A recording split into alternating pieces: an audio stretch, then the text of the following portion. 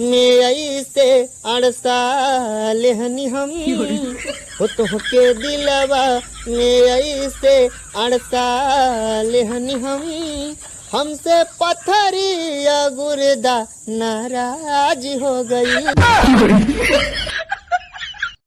आज तो एकदम जहर लागत तारू हो। आवा चाट के मर जा। का रे साला हरामी, बोल रे साला दोगला। आज ले तो हमरा घर के हाथ ना लगैलस, ते काहे लगैली हस? का उखड़बो, आव फरिया लो। ए भैया झगड़ा छोड़। हे तू क्या हुआ? हमरे तरफ से बढ़ो ना तो ओकरा तरफ से बढ़ो ना तो ये मरवावे आइल बढ़ो। हमार गर्लफ्रेंड बोल रहा है कि धीरे धीरे से मेरी जिंदगी में आना। हम इतना धीरे धीरे गेली कि हमरा जाते जाते और दूगो बच्चे हो गई के माई। ये तो वक्त ही बताएगा कि तुमने क्या प्यार किया और हमने क्या प्यार किया। झूठ, तुमने कभी प्यार किया ही नहीं, तुमने सिर्फ मुझे धोखा दिया है। मैंने प्यार नहीं किया। मैंने तो फिर ये बंदूक मेरे हाथों में किसने थमा दी?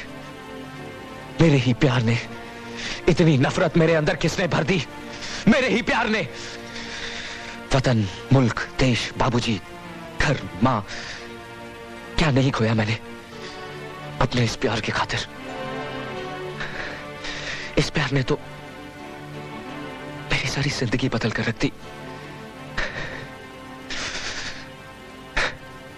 और तुम कहती हो मैंने प्यार नहीं किया।